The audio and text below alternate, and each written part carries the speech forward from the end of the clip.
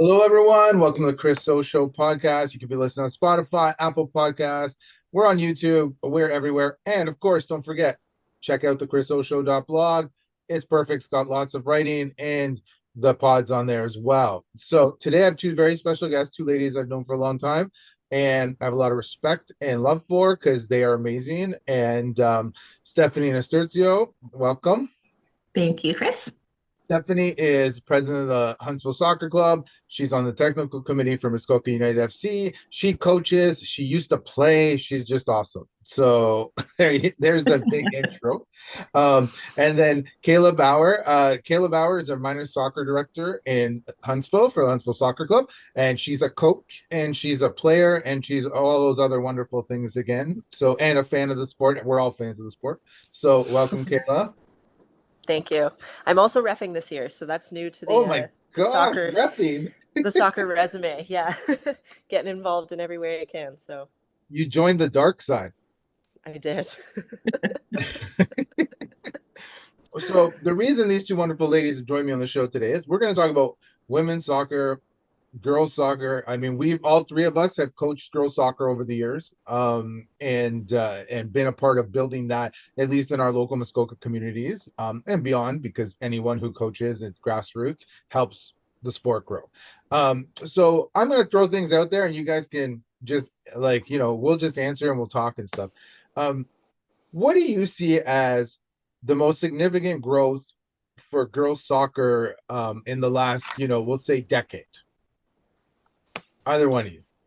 In the last decade, for sure, having professional leagues has been creating a world of opportunities for girls to play soccer. Like 1 in 3 girls leave soccer at age 13 because Yeah, there's nothing for them to go to. They see all of the boys go into the professional leagues and then there's nothing for them. So now this is opening up pathways for them and they can stay local because it's only like just in Toronto. So it's yeah, incredible.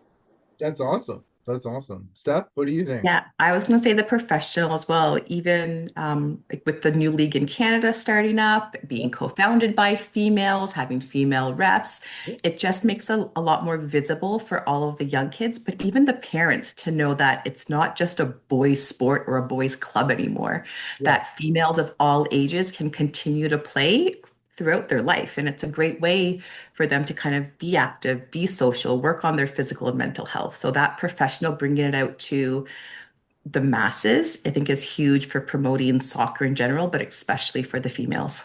that's awesome. And I agree. And I went to the first ever AFC Toronto game for that new Northern Super League for the Women's League, and it was so much fun. The soccer was solid. We have like Emma Reagan. She's a national team member who plays in Toronto, so you get to see that level.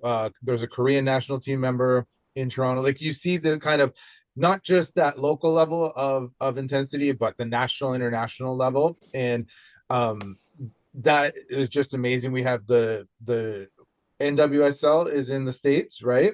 Yep. And the National Women's Soccer League. And then we have the European leagues going crazy, stealing all our Canadian players, which is another thing. The Women's Champions League final the last few years have been played in the big stadiums like in Barcelona, Madrid, London, Wembley. You know what I mean? And then they pack it and the audience are viewing. So I agree 100% with what you're saying in terms of the professional leagues blowing up and people having these opportunities that it'll keep the girls playing.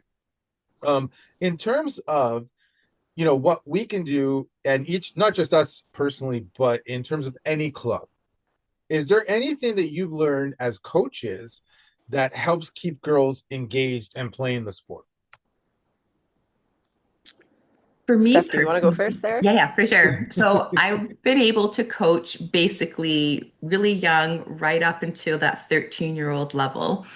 And the biggest difference that I've noticed with coaching boys versus girls is the girls value that social aspect a lot Right. more.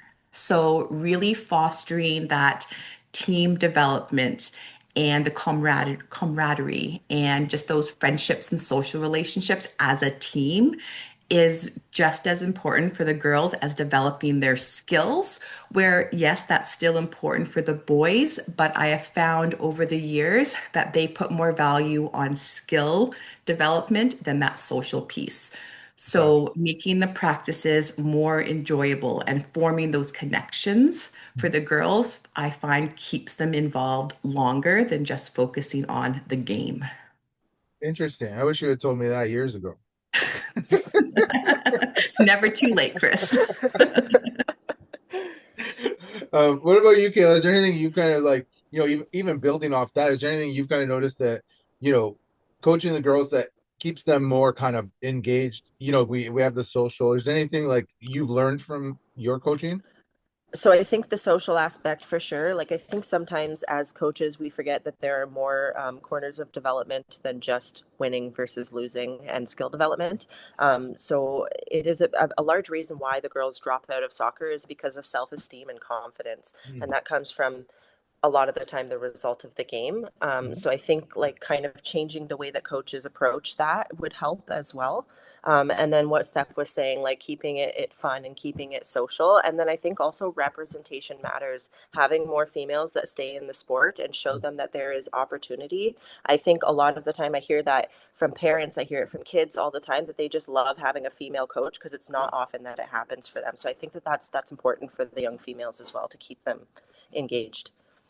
Oh, Um, that's awesome. And I think that's a good point. I've always said that what I would love to see is every girls team and females team and whatnot have a mix of coaches and always have at least one assistant or one head coach that is a woman that they can relate to, that they know what it's like Yes, growing up, that because when you have that, or else or really engaged team managers or something, anybody that's around the team a lot that has played the sport or understands the sport and that can help relate to the girls, because they can give advice even if it's a male coach. If they're getting advice from a good assistant or a good team manager who can relate to the girls 100%. better and is willing to listen to that. Like I had Alex Woods as assistant coach, and she used to give me advice on how to deal with some of the girls' personalities. And when I listened to her, it always went well because it was like, oh, okay, she's got that insight.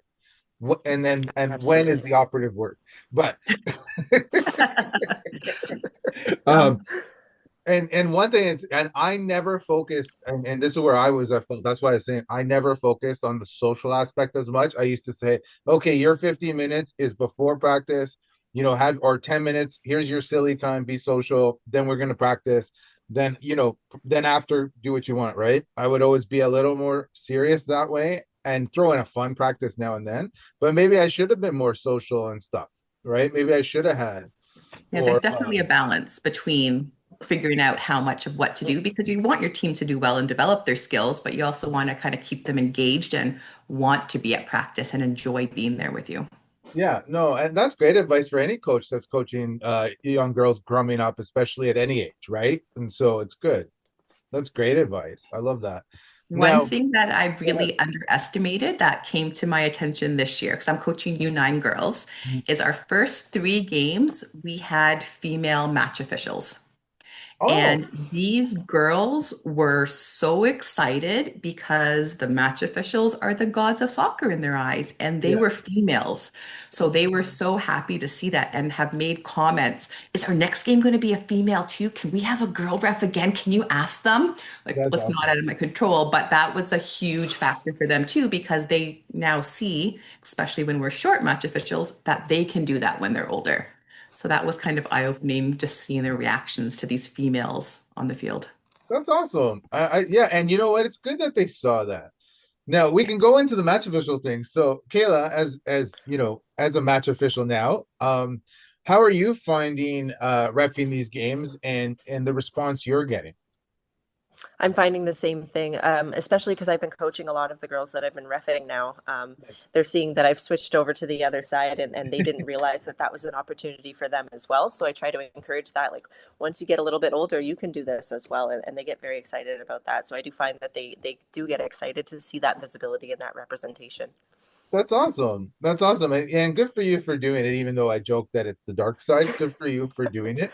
I think that the more engaged officials you get, and more officials that have actually played the sport at a Hmm. higher level, and like yourself, and who have loved the sport and coach and everything, I think that all that experience makes you a better match official, wouldn't you say?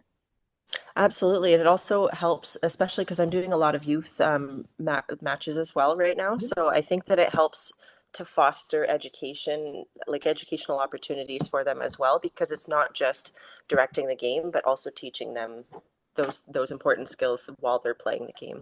That's awesome. That's awesome. And I Yeah. like that that you do that. And that any good match official, especially with the younger kids, will give the direction, will help almost be out there and showing them, and telling them what they should be doing and how to do it and why things are happening and why you're Yeah. making calls, right? So that's And good. then I think that will help with some of the teenage girls that are starting. Like it's a very fragile time for them, especially Yeah. with their confidence and their self-esteem. So when a referee is just like, no, you did something wrong, and they just hand the ball to the other person, a lot of the time that could be very damaging. But if you explain it and help them understand and then Yes. give them an opportunity to repeat, that seems to be a lot more rewarding.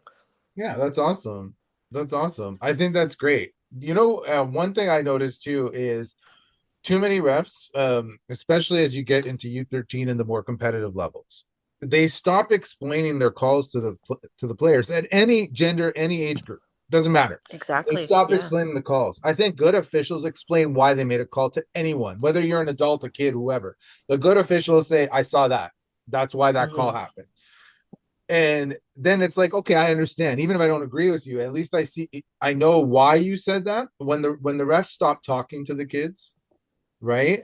That's when they Yeah. too now you it's 100% confidence, and it doesn't matter who it is and what age. You're all of a sudden you're upset, you're shot, you feel like you can't do anything right. It's not good for the game. It's Exactly. not good for anybody. So good for you in mentioning that, and I hope that more refs like will do that. Will I see too many refs not explain things, and I'm glad you do, and I hope more do. So And Yeah, for it's sure. not even the confidence piece too that helps. Last night I was watching our U11 and U12 boys practice scrimmage play games, and there are a lot of new players in their age groups, even though they're older, who don't know the rules. So having the reps teach them that helps them learn so that they don't make the same mistakes next time because soccer should be something that anyone can join whenever. So true. we really need to remember that as match officials, that not everyone started when they were 4 and know the rules like the back of their hand. So it just Yeah. helps with that education piece for learning the game. No, and I think that's great because every kid matures differently. Every kid gets into different sports, different stuff. We have kids that join soccer at 15, Yeah. right? Or 14 or whatever, 13. And helping them understand the sport. Yes, it's a coach's job, but it's also a ref's job, Yeah. right? You did this wrong. That's why I called it. So next time, be careful with your hand. Don't grab the jersey or whatever it is, right? Or, and then all of a sudden it's like, okay, I understand that part, right? Um, so speaking of refs, I wanted to bring this up just because I've noticed this in a couple of games in the city where Juliet's playing. Um, the games tend to get a little rough. I've been And I seeing don't that. mean and I don't and I remember playing and I remember growing up playing and I know that games can get physical, but it's a difference between physicality and dirtiness. Do you know what I mean? Hmm. Yeah. Um, and so we have some coaches I see are so much about the aggression and winning that they overlook players, and not our coach, but like and most coaches don't, but there's about 20% that I've found both with Dante's team and with Juliet's team playing against teams down south. Um, they will allow for too much aggression, right? So as coaches and stuff, what have you noticed in terms of where you like to see that level at, especially with girls? Because sometimes girls can be kind of anti each other and they shouldn't be, So what have you guys noticed coaching girls? Like, do you find that there's been a more kind of like aggression growing into the game? It has been a little bit. I've noticed, especially with coaching the rep teams and going into the festivals down south, you do notice quite a bit of that aggression getting a little bit worse. I think that it's a little bit of aggression, like you were saying, aggression versus playing dirty. Yes. Playing the ball and being a little bit more aggressive as a player is something that we need Yeah.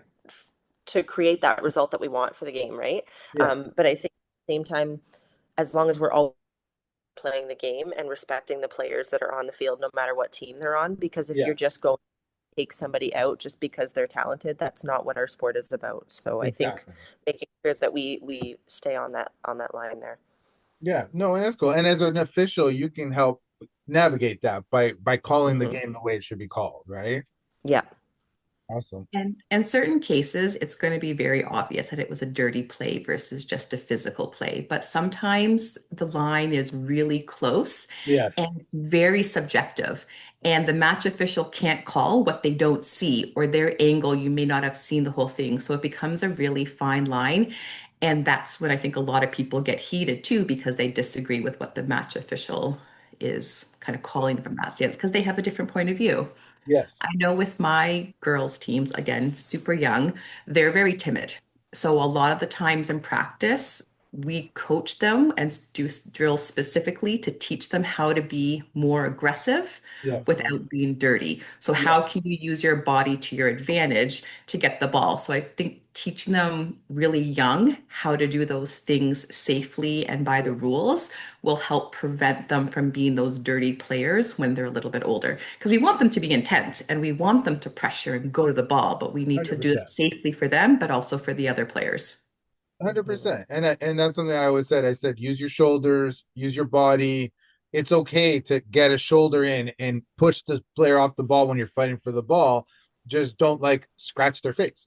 Like, you know what I mean? No Um, elbows.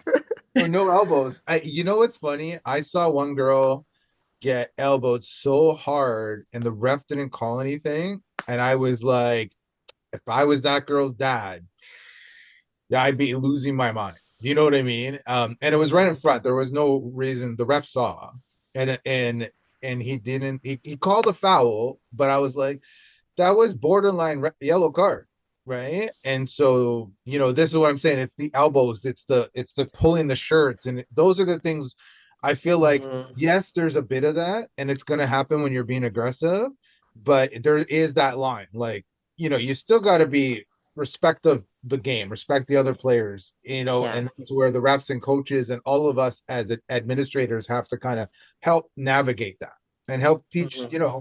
aggression versus dirtiness and keep it, and so those coaches that are teaching the dirtiness because it's all about the result. And I'm like, I don't know why you're even coaching if you're coaching 13-year-olds and are all about the result. um Yep. and not the actual growth of the game.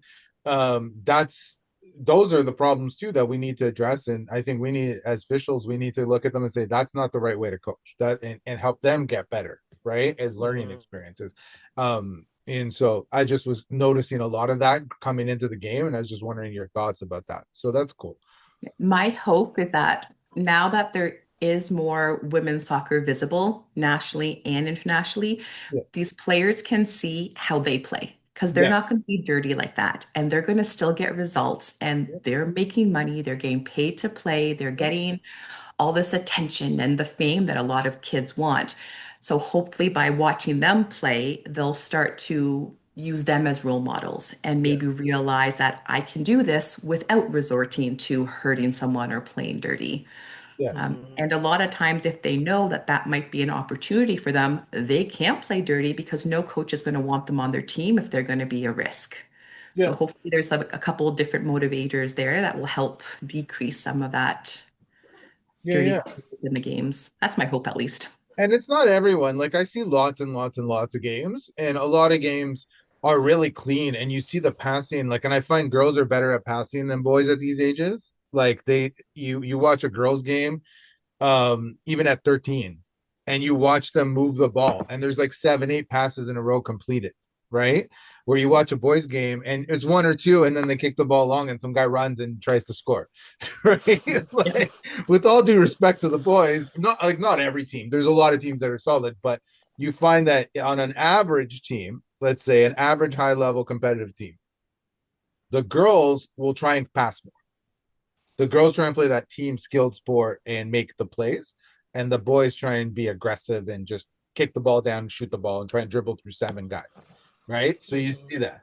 Um, as women soccer players yourselves, because you both played, do you think that that's Why do girls and women seem to be more on that team bandwagon and that kind of I'll pass first rather than shoot first mentality? I I think wonder it's if some of that has to do with their, sorry, Steph, some of their development as well, especially because you're saying at the 13-year-old age group. Mentally, 13-year-old boys and 13-year-old girls are in very different places. So I think I'm wondering if it ties into that confidence and self-esteem and not wanting to be a part of the image where they make all of the plays. And I'm finding from my rep teams, at least from the ones that I've coached, none of them want to take the shot because they don't want to be the one that makes the mistake. So they Ah, pass, pass, pass, pass, pass until somebody has that confidence to go ahead and do it, where boys are very much like, I want to score, I want to score. yes. So I wonder if some of that could be a component of that as well. Interesting. That's an interesting take. Yeah, that could be. What do you think, Steph? I was thinking along the same lines where like that's what I'm trying to break now with my girls is they think, oh, my teammate has a better shot. I'm gonna pass to her so she can score. So Ah, they're kind of the confidence piece again. But I also think it's how, from what I've seen, parents encourage boys versus girls. With the boys, that's you have a great shot, you dribble, go for it when they're yelling down this on the field. Whereas with girls, it's oh, great pass. And they're more celebrated for the team stuff as opposed to their individual Mm. skills. interesting. So I think there's a little bit of discrepancy in how the cultural is for girl athletes versus boy athletes. Ah, interesting. Interesting. See, I never thought about that because when I coached both my teams, um I was always kind of a pass first mentality. Like I was trying to develop their overall team skills. So I was like, if we pass and do 1, 2 plays and three plays and 5 plays and 6 plays, it's easier for our team to do better. I always try to, so I didn't think like that because I wasn't like everyone just shoot all the time. I was like, if we're gonna learn how to play, we're gonna learn how to play properly, right? But that's interesting because I could see how that mentality could creep in, And you it's know. more so if I find it from the parents than necessarily the coaches, Mm, because you want them to play the game, but yeah. parents want their kid to be the top scorer. Or Ah, so they are like, shoot, shoot, shoot, score for the boys. And I noticed that a lot last night when I was watching the game. Almost every single comment was, take the shot, go faster. For the boy, it was never pass the ball, this guy's open. It was yeah. always go. Yes. Whereas for my girls, I can hear my parents because I have some loud parents on my team Yeah. who say, good pass or she's over here. So Yeah. they're encouraging more that aspect of the game. Not every Interesting. single team's like that or every parent, but that's what I've noticed the trends are. Interesting. Mm. Interesting. Yeah, I'm trying to think. Yeah, I mean, I can't remember. It's been a long time since I coached the boys, because I they got annoying after as soon as they turned 13. The girls were not annoying, so I would have kept coaching them if not for circumstances, because they were still cool. Girls are awesome. Yep. I keep joking with Juliet. I said I'm gonna apply to coach your team down south next year. And she's probably like, no. No, she's like, no. I said, what about just being the assistant? She's like, no, you're done. You put your time in. And I was like, fine. But I loved it. But that's interesting. Yeah, I could see how that is a mentality. And you're right, Steph. It's more of the parents and the coaches because any good coach worth their salt is teaching the proper game, and how to play the game properly at whether it's boys or girls. But the parents are saying, I want my son to score 7 goals, and my daughter should be getting 7 assists. Yeah. Almost, right? Oh, Like that's something like that. almost Yeah. it. Like, something like that. Yeah. That's cool. That's cool. Now, I don't know if you guys know this, but the women's Euros is on right now, Yeah. right? And so I watched, Italia play, obviously. And Juliet watched with me, and she was funny because she was like, wow, this game is really like slow. And it was slow because they were being tactical, right? Yeah. And when I think about how far we've come, when you think about the first women's World Cup and all that back in the day, right? And Mia Hamm and everything, and they took the game to the next level, right? It was fast. It was all out attack, Yeah. right? Now as the game has grown, and every women's team around the world, especially with the bigger countries, Canada, US, even Mexico, Italy, Spain are like the best in the world right now, right? France, Germany, all that, they've implemented these crazy tactics, right? It's becoming kind of like that, the chess matches that we're used to seeing on a regular basis. What do you think about that in terms of the growth of the sport, seeing that kind of that tactical level to be taken to that next level?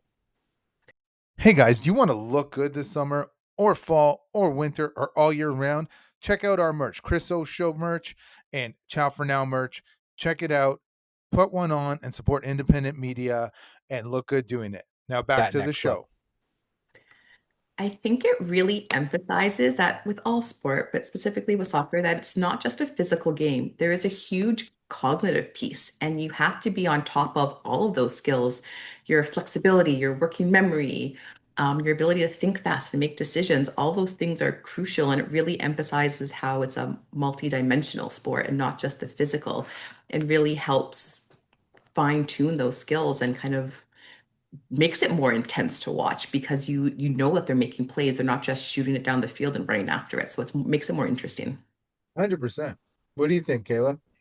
I think also that now that like that we're getting so many more teams and opportunities for professional women like leagues. I think that it's making a big difference because back when Mia Hamm was playing, it was like you didn't have 15 of Mia Hamm, you had one, Yes. right? And now there's all of these players that are coming from all over the world and their talent is way better and the training camps that we have, like the access to developing our skills is just getting even better. So we have to get more Yes. technical, not just about beating them being faster or having a stronger kick, or it's you have to get technical and I think it's opening a world for more talent in the leagues. That's awesome. That's pretty good insight because that talent has increased, and it's almost like, it's a chicken and egg situation, right? But it's kind of happening together, and the Hmm. talent's increasing, the tactics are increasing, everything keeps going together, the crowds are increasing, the audience, the TV audiences are increasing, everything's increasing, right? And so, no, it's very cool. I love it. Now, you were telling me, Kayla, you got to meet some of the ladies national team members. I did on Friday. So I went to watch the game against Costa Rica. So Nice. we went outside afterwards, and they were all coming out to the bus, and they stopped to meet some of us. So I got to meet Jesse Fleming. I got to meet the goalie Kaylin Sheridan. I got to meet Julia Grasso. I got to meet a bunch of them. Very It was cool. Yeah. very exciting. Yeah, like I think like if for me, if when I was a teenager, if I would have known that all of these leagues were going to become, like I would have definitely pushed myself to go there. It's Yeah. so cool to see them Well, and like World Cup is coming next year too. Like yeah. soccer is growing a lot, especially in Toronto, so I'm excited for it. That's awesome. And that was an interesting game. Because friends of ours, they went, and friends of all of ours here, but There was lots of people from our club that were there. yeah. And so, but Ted and his family, they went at halftime because of, prior commitments. And I said, you went to the best time because Canada they didn't have a good first half, and they're down No, one, they didn't. and then they came back and won 4-1 in the second, scored four Yeah, goals. I said, it was a very high scoring game. Yeah, it got intense towards the end, so it was exciting.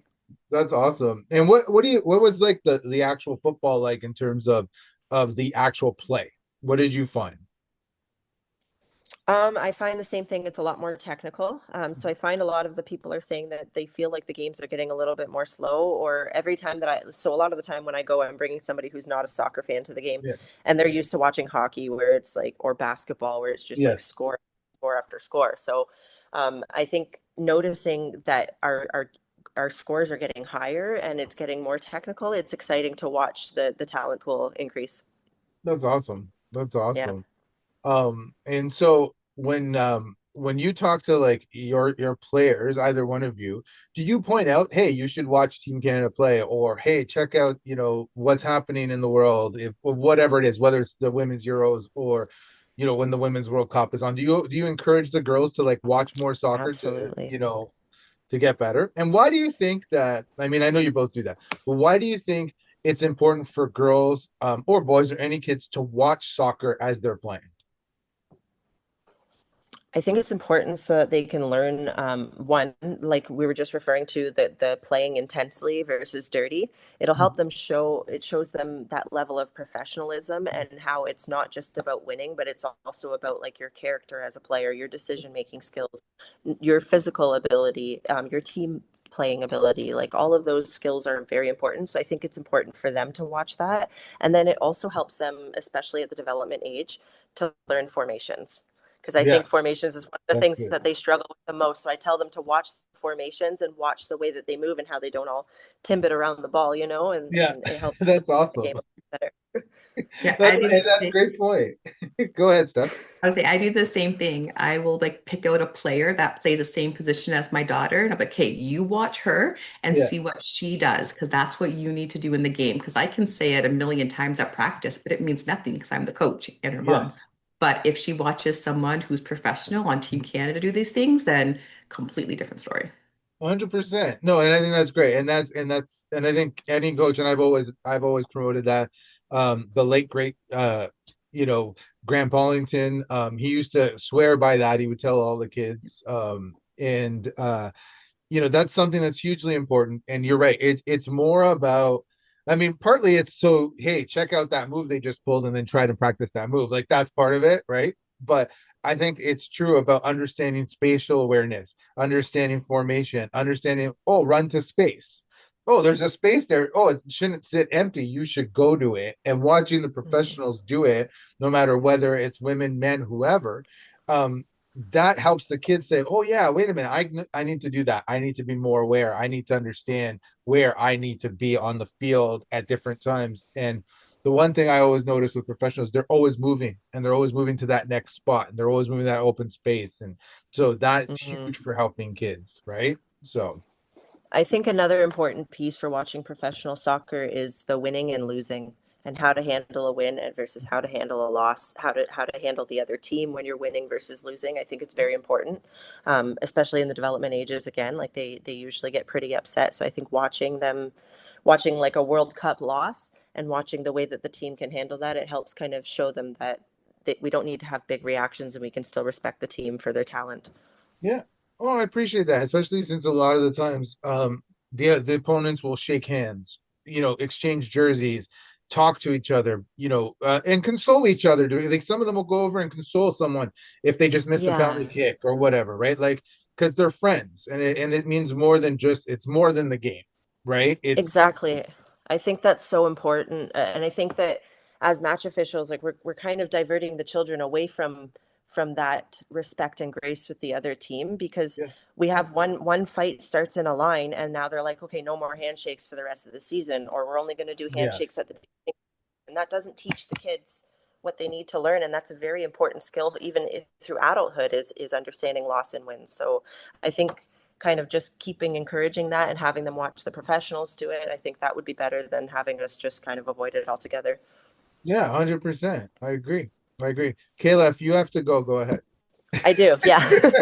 Thank you so So much. Thanks for inviting me.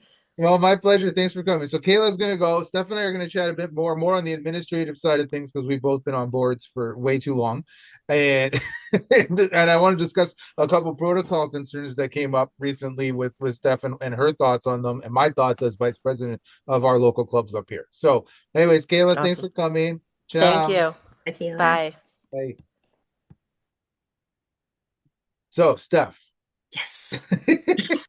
you want it? I'm going to say this on the air because I don't care because I'm going to write Okay. about it. Do you want to know the craziest thing I heard? No, but go ahead. So there was a gentleman who was accused of uttering threats at a child, had his name and face in the news. And guess what? And he was arrested at 2:30 in the morning in his house. And guess what the best part of this whole situation is? Hmm. Wasn't the right guy. Oh, no. It What was really? not the Wasn't? right guy. I talked to one of his friends on the phone last night. I talked to coaches down south who are friends of people, like people in the know. This guy has the same last name of one of the girls on the team, but his daughter's not on the team. He was actually at another field the night of that incident that went all over the news. If you haven't heard from it, just Google U13 soccer match, Juventus Yeah, Kleinberg. yeah. Um, so this guy, he told the police officers, they still arrested him, like literally arrested him and charged them. So they went, so this is part of why I'm talking about protocol. So all this stuff came out in the media right after this game because uh, certain coaches called the media and started talking. And this I know because this I was told on several things. This is factual. I'm not going to say the coaches' names. You can go search all the stories, everybody. Basically, they were on a witch hunt. There's nothing to prove anybody, this guy said anything. This guy wasn't even at the game. They got a name from somebody. And before fact checking it all, they just threw it out there and CTV ran it. This Yeah. guy's name and face. And it's not even the right guy, which has been proven now. And so in terms of protocol, this is what I want to ask. As club administrators and officials, what should we expect our coaches to do in a situation like that? Like, would you say that the first thing they should be doing is talking to the club and saying, how can the club help? And then, 100%. Yeah. right. Um, you know, and so what are your thoughts on that in this situation where the protocol wasn't followed? What would you say as an administrator when this something like this happens? And now, even worse, the club is left open to defamation lawsuits and whatnot. I think that's why a lot of clubs like ours have those policies in place and incident reports. So that way, if something does happen, there is a set guideline of what coaches should do, including let the board know, writing down everything as a statement while it's still fresh in their mind so they don't forget, and making sure that information is shared as accurately as possible because we don't Yeah, want to open it up to false allegations or people mistaking things or saying things to people who may not have been there and misinterpreting. So yes, policies around those things are super important just to kind of protect everybody. 100%, 100%. I want to get your opinion on it just because we're both administrators, and I know, and that's my opinion too. And I wrote that that's my opinion. There's a protocol to be followed. Yeah. If you haven't seen my story about the situation, check it out because it actually goes a little way more in depth. Um, this situation is now gone to another level where a man's life can be ruined, and it's not even the right guy. This is why we have protocols in place. This is why we do things the right way. The way that situation should have happened was the coaches should have gone to the club. There should have been an investigation. Once the whole investigation is done and then the proper thing is determined, that's when, if you want to hand it to authorities like like police and whatever you hand it, that's when you want to say something in the media with statements. You say something in the media with statements that this happened. Um, the funny part is, and you'll laugh because you know this too, when things aren't on camera, they don't get put out into the media, right? Um, there was literally a fist fight at a game, I think it's in Richmond Hill, somewhere down there, between two parents. Not long, like literally between two parents, a week after that situation.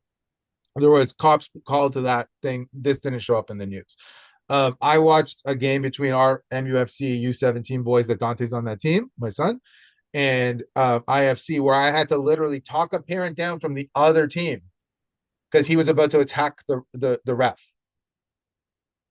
over a yellow card. And and so this is the situations where I'm like, now that situation, their coaches and their team got involved, they'll handle it any way they want. But this is why there's protocols. You things happen, and then you you don't go to the media, and the right people get in trouble, and the right people get dealt with, right? What are some of the crazier things you've seen as a coach or player over the years in terms of parents and fans and whatnot at games for youth games? The one thing that comes to mind is I was running a U8, so 7 and 8-year-old festival, Mm-hmm. and I had to stand behind one coach's bench for the entire game or the Oh, entire day just to make sure he wasn't yelling at the players for a festival for U8s. oh Because my he was gosh. yelling. I talked to him once and I told him if it happened again, he'd be kicked out. And he said he would stop, but I did not trust him. So I had to stand behind him just to make sure that these kids weren't abused. Oh my gosh. And then there was another similar situation, U8 festival, where the U8 festivals are for the players to learn how to play the games for the first time, get prepared for the rep seasons, but also Yeah. to train the match officials. So they're all young first year refs, and parents were verbally abusing the ref to the point where she broke down in tears and ran to the parking lot. So a lot of times parents get very invested and very Yes. emotional and don't can't separate their emotions from the fact that these are children and Yes. they can't be verbally abused or emotionally abused. That's not the point of the game or any No. sport for that matter. No, not at all. And I agree. I mean, um, I was never, I mean, I can't say I'm innocent in terms of yelling. Sometimes kids are on another side of the field and you got to yell loud, and I have a loud voice. But I never An insulted a kid. understatement. Huh? Yeah, Yes. it's an understatement. It's true. It's true. Um, but I don't remember ever actually insulting a child. And I mean, we would have heard about it if I did. You've been on the board long enough. I like, and I never thought, oh, that crappy kid, or that, like, I never thought to bring them down that way. There's times where I yelled, get in the right position. That's different, because Yeah. sometimes you got to yell across the field, get in the right position when they're out of position, right? So, or you're yelling someone's name because they're not doing what they're supposed to be doing, so that you can get their attention. But to actually insult kids or berate kids on a field, or berate a young official trying to, like, what is wrong with you? Yeah, that's unacceptable across the Right. board. Yeah, there's no You no know, excuses for any of that kind of behavior. no, not at all. Not at all. And it's concerning when you see that. It's like, okay, well, maybe all of you need to calm down. And it's like I wrote in that one piece that I wrote recently about just like certain parents and certain behaviors. Um, that I literally witnessed one parent ignore his hurt daughter and look at the ref and say, forget about her, make the call and do a card. It's like, whoa, your daughter's on the ground and you care more about that than you care about your daughter? Something is wrong with you. You know what I mean? Like, something is wrong with you. Yeah. That, I don't know. I don't know. That parent should be like banned from games too. And it's tricky, like in that situation where there's alleged threats and verbal Yeah, abuse on kids. So people get a lot more escalated in those types of situations because 100%. it's their children. So it makes sense why people would want to go to the media and try and stop these things from happening, but Yes. not always the best course of action to make sure things actually get dealt with appropriately by the appropriate people. No, and unfortunately, and this is why you never go to the media first. The other thing is, and I can criticize the media because I've been in it for 22 plus years.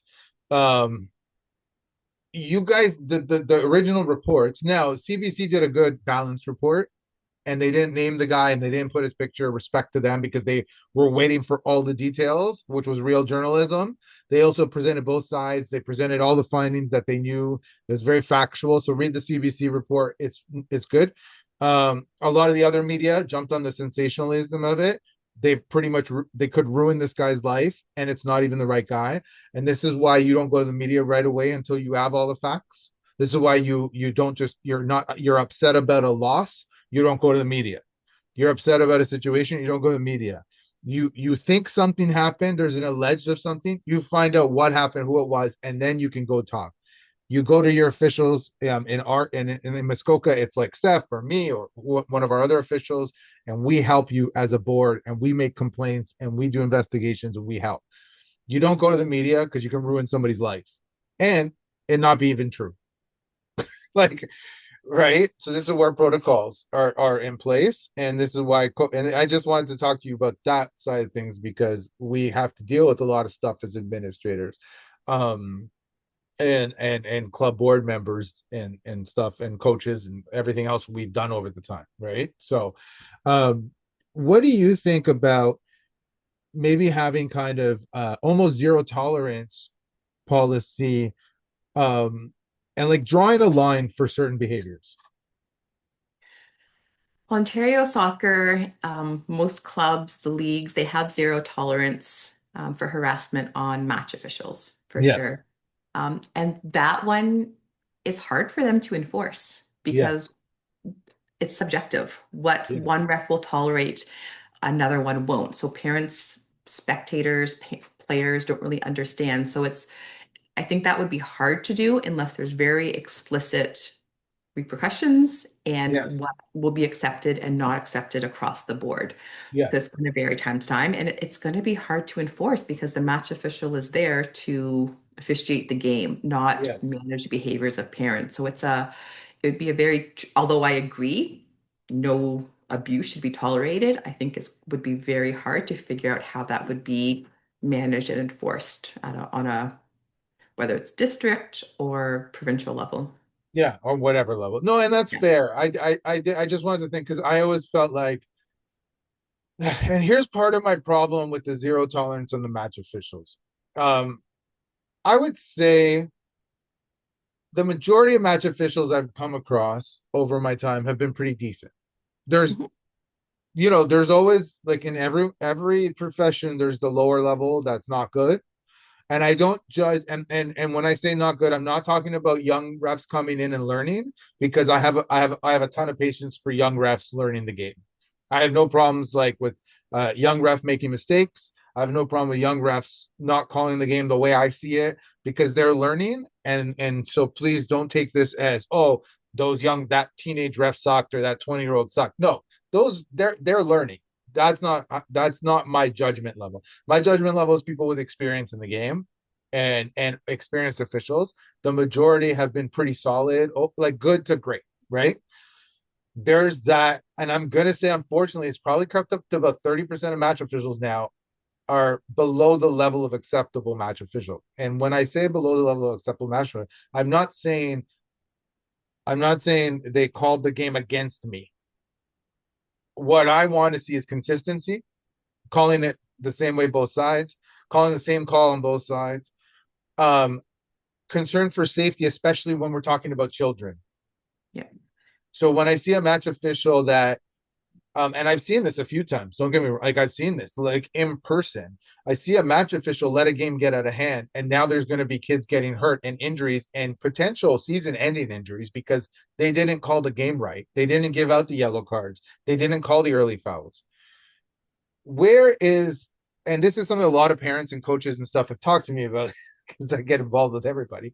Um, the question is, where do we draw the lines with those officials where it goes from, you know what, you should know better, oh, and you're never going to learn because the last 5 matches have been like this, and what are their repercussions? Because I understand the zero tolerance for abuse, and I respect that, but there also has to be a responsibility on the match official side to get better, right?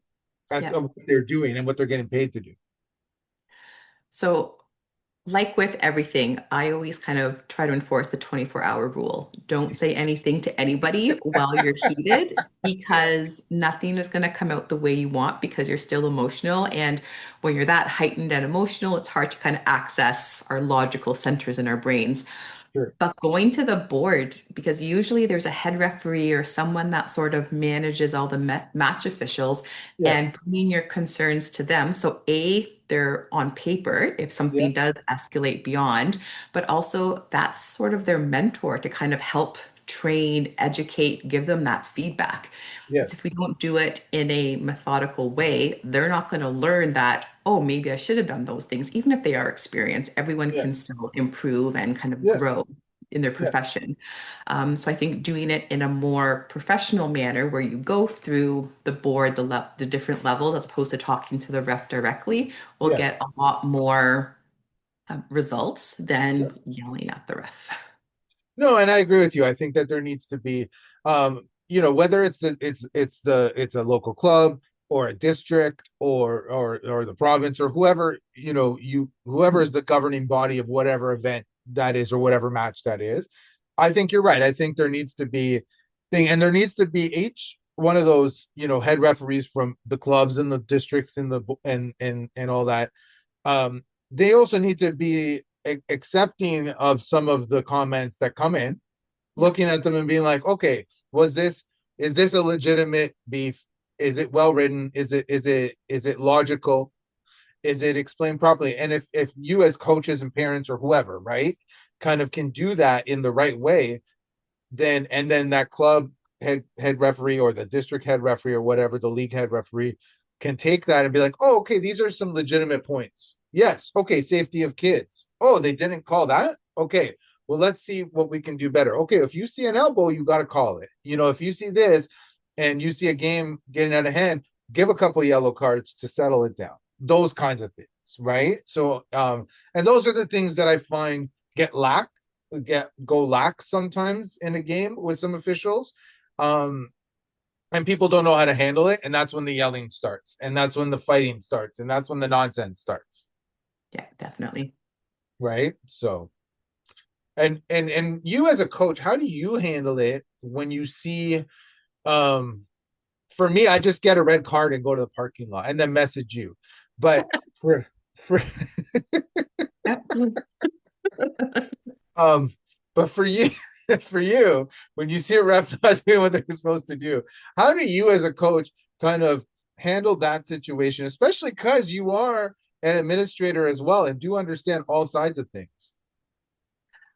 Usually, I don't say anything to the ref at the game and just kind of wait Yeah, until after. In recent years, I have been the one to kind of um, calm down my co-coaches so that way they don't yell at the refs yeah, too and kind of take a walk type of thing. There's only been one occasion where at halftime I went over and asked the ref if we could chat for a second, and I just kind of said, "This is what I'm noticing. Can you let me know what's going on in your head so I understand what's happening?" yeah, And we were able to have a really calm conversation because I approached it as, "This is what I'm noticing. Can you please explain it to me?" yes, And it was fine. Like we kind of resolved it. That might not be the approach for most people, especially if they're heated, yeah, but definitely kind of keeping calm at the moment and just making sure that the players play their game and don't result to dirty plays or yeah, getting thrown off their game or getting emotional, because that's what we're there for, is to coach the kids yep. for soccer, but also on how to cope with those situations when things don't go their way. No, and yeah, I think that's the right approach. I think that what you just said, I mean, I generally just stewed and brewed and didn't say anything because I was always afraid I was going to say something wrong. And then, all of a sudden everything's going to come out, right? Yeah. So I tended to just be like the quiet, like I wouldn't. And the other thing is I never want to show the kids that it's okay to yell at the ref, Mhm. especially at young ages, right? Like it's not okay to yell at the ref. It's not okay. Like the ref, respect the call, move on, do what you got to do. There were a couple really bad calls on and one, over the years, but I tended to be the calm one when everyone around me was freaking out, which is strange. But I tended to be the calm one because I was like, me reacting right now is not going to go well. And then I remember in North Bay one time we got that one stupid call where we lost 1-0 and a game should have been 0-0. The ref let time run very long, should have called the game, then called a tipped ball as a back pass. And to the point it was so bad that the AR went and talked to the president of the club who was coaching the other team, and I was vice president of our club. And he came and apologized to me for what happened, right? Because he's like, and I said, listen, he goes, it ruined a great game. Our teams were even today. It should have been 1 point each, 0-0. It would have been, that was the right result. And that ref ruined it because she didn't know what she was doing, right? Yeah. Um, and I accepted that, and I was fine. And I mean, my team manager wanted me to yell at the ref. My parents wanted me to yell at the ref, but I was like, what's it going to change yelling at the ref now? Other than to cause a stupid situation. And the president from the other team came and apologized, and then the AR said, "I don't know what's going on here. I'm sorry too." The ref, she never apologized because she was whatever. I hope she's not refing anymore because she had a really poor attitude about it. Instead of admitting, "Oh, I made a mistake," she was just, you know, um, but like those are situations you can't do anything about. I could have freaked out. I could have caused a big scene, but what would have done? It would have taught my girls it's okay to cause a scene. No, it's not okay to cause a scene, And right? if the game So, was still going, it would have made the ref upset and be more strict with calls against your team, probably. oh yeah, 100%. And this was right at the end of the game, so it was even worse. There was no more game. Yeah. She went over like 5 minutes. She was like literally the AR was telling her the time was done, he was literally going, time's done. She let it keep going until they scored. The home team scored. And I was like, that's not winning anybody any favors. I No. was like, I'm actually friends with your board. Like, this is not cool. But anyways, things happen. But anyways, I wanted you to know I don't want to diss refs. I'm just saying that there are some really amazing refs out there. And the really Yeah. amazing refs, you don't usually have parents fighting at games. You don't Nope. usually have yelling and screaming or coaches yelling and screaming. It's usually the really good refs keep a game under wraps. They call it down the line.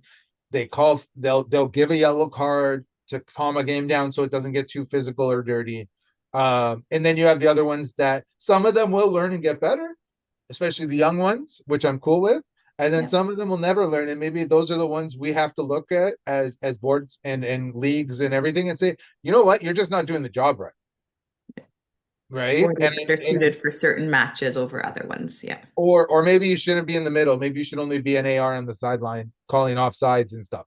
Like you shouldn't maybe be in the middle because you don't know how to manage a match, right? Like there's just certain things like that that maybe we need to look at and we need to stop just saying this is why I don't like the zero tolerance policy because there should be zero tolerance for abuse, but only if you're going to match it with holding the worst accountable. Because we can look at the best and be like, they're awesome. Why would you abuse them? Of course, nobody abuses the good ones. I've never been at a match where the ref called it good where anyone abused the official, right? Yeah, but at the same time, no matter how terrible you are at your job, you don't deserve to be berated. No. I'm not. I agree. I like you shouldn't. I'm not saying that. I'm saying the zero tolerance in terms of abuse or threats or all that stuff. I agree with 100%. I think if you cross the line, you need to be banned. Like there's no like if, ands, or buts. Like there's banning, and then that will set the tone for everybody else to behave, Mhm. right? Since a lot of people can't comport themselves with decorum. But what I'm saying though is there also needs to be the other side of things. Because Yeah, it's not always the parents are the bad guys, and it's not always the coach or the players are the bad guys. Sometimes the ref is the bad guy. Because sometimes, and I'm not saying all the time, I'm saying sometimes. So in those cases, we need to say, okay, maybe it was the ref was the bad guy. And parents and coaches need to be like, we're not going to react and be assholes. We're gonna do this the right way, and we're gonna make the reports to the club, like you and said, go through, yeah, the the procedures. proper protocols, yeah, Yeah, and procedures, right? So, anyways, we're an hour in. I know you got to work today. I do. All right, I'll let you go. I'll let you go. Anyways, is there any finishing thoughts about girls soccer and what you would like to see continuing in the growth? Um, I think the big thing is just making sure that as many girls who want to play have access to play and opportunities to play at whatever level they choose to. And for clubs and districts and parents to encourage that to happen by creating those opportunities and volunteering. So that way they do have coaches, they do have match officials, and they do have locations that they can play because without all those things, we're never going to be able to grow the sport in Canada or internationally. So I think it starts with everyone at the grassroots working all the way up. Awesome. Well said. And I agree Thank with you. everything you just said. That's awesome. All right. So that was my friend Stephanie Nasturzio. Thank you so much for joining me today. You're amazing. Good luck with your team. They started off solid, Yep. undefeated so far, right? They lost one game. That's Uh, okay. they lost one game, but okay, but really good start to the season. They've won more Yep, than they've lost. they They're have. playing well. So good luck to them and good luck on the Thank rest of you. your year. And we'll talk to you soon, I'm sure.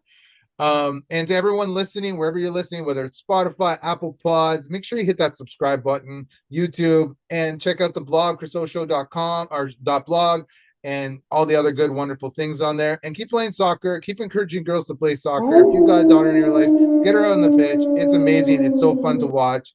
The biggest joy I have is watching my daughter now, no longer coaching. It's just watching her play. And yeah, and get involved if you can. All right. Ciao for now, everybody.